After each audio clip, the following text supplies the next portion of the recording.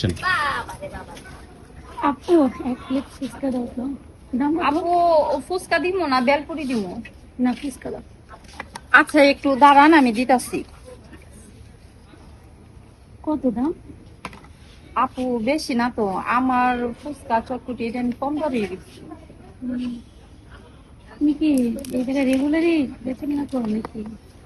হ আপু, আমি রেগুলারই আসি।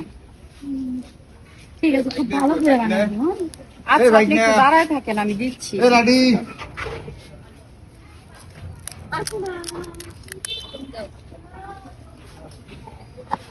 আচ্ছা আপু, তোমার প্রতিদিন বেচা কিনা কত হয়? প্রতিদিন আপু হয় 400-500, কোন রকম আমার সংসার চলে। আরে তোমার তো তাহলে অনেক কষ্ট, তাই না? চলি আপু কোন রকম। আমার যদি সামর্থ্য থাকতো তোমার আমি একটা দোকান নিয়ে যেতাম ফুচকার। আহারে আপা কি করুন, আপনার মতো কথা যদি আমার অন্য আরেকটা আপু এসে বলতো তাও বলতাম। আজকে আমি 5 বছর ধরে ব্যবসা করি, আমার কোনো দিনও কেউ বলে নাই যে আপু আমার যদি তেমন সামর্থ্য থাকতো তাহলে আপনারা আমি একটা দোকান দিয়ে দিতাম। কিন্তু আপনার কথাটা শুই না, আজকে আমার অনেক মনে শান্তি লাগলো। থাক, তুমি কিছু মনে করো না। আর কারো কিছু বলা দরকার নেই, আল্লাহ পাক আমারে পাঠাইছে তোমার লেগে, আমি তোমার দোকান নিয়ে নেব। আর আমার জন্য এখন খুব সুন্দর করে এক প্লেট ফুচকা বানাও। আচ্ছা ঠিক আছে।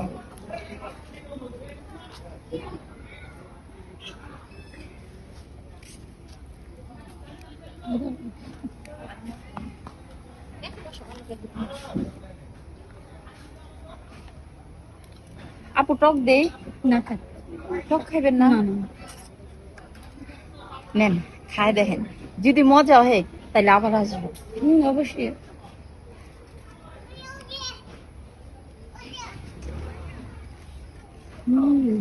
আর তো কাস্টমার আজকে কোনো অসাধারণ হচ্ছে আপু, তুমি এত ভালো ফুচকা বানাও।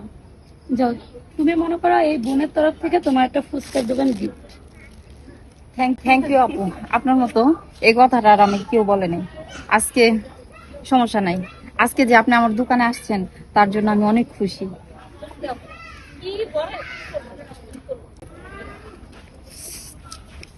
আপু তোমার ফুচকা এত স্বাদ হয়েছে, মানে আমি ভাবছিলাম তোমাকে দোকানটা কিছুদিন পরে নিয়ে দিব, কিন্তু আমার তো আর ভালো লাগছে না। মনে হয় তোমার এখনই দোকান নিয়ে দিই। আচ্ছা তুমি এটা ধরো, আমি আর খাবো না, এটা তোমার জন্য। এই ধরো, এখানে 20,000 টাকা আছে, তুমি এই টাকাটা দিয়ে একটা দোকান নিয়ে নিও। ঠিক আছে আপু? আসলে কি আপু, আমারে না আজও পর্যন্ত কোনো ভাইয়াও বলে নাই যে আপু তোমার একটা ফুচকার দোকান দিয়ে দিমু, আর কোনোদিন কোনো একটা বোনও বলে নাই। আপু আপনি যে কি বলুন, এখন আমার মুখে কথা হইতেছে না, মানে এতগুলা টাকা দিছেন আমি খুশিতে।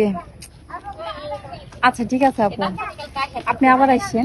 আচ্ছা আপু, তুমি ভালো থেকে দোয়া করো আমার জন্য। আচ্ছা আচ্ছা ঠিক আছে।